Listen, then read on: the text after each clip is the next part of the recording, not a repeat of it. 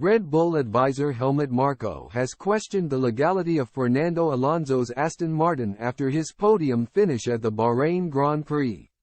Red Bull chief Helmut Marko has questioned the legality of Fernando Alonso's Aston Martin after the Spaniard's stunning podium finish at the Bahrain Grand Prix.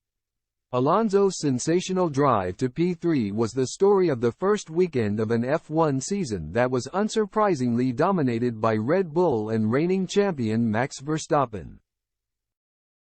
Alonso had tempered expectations before lights out in Bahrain but rolled back the years with brilliant overtakes on old foe Lewis Hamilton and Ferrari's Carlos Sainz to fight his way into the podium positions.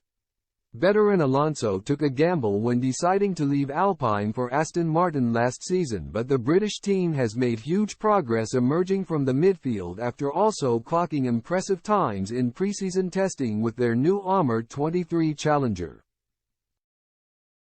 But Aston Martin are also being mocked for the striking similarities with the Armour 23 and Red Bull's title-winning RB18 vehicle from last year.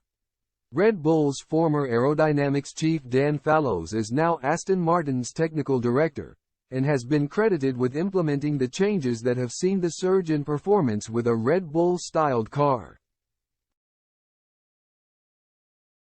Sergio Perez, who finished P2 in Bahrain, even joked that, "It's nice to see 3 Red Bull cars on the podium," as he was joined by Alonso. But Red Bull's advisor Marko is unsure whether the so-called copying tactics prevalent in Aston Martin's design should be permitted. "It's true that what Fallows had in his head cannot be erased," Marko told Service TV. "Copying the focus is not prohibited, but can you copy in such detail without having documentation of our car? We had 3 Red Bulls on the podium. Only the last one with a different engine."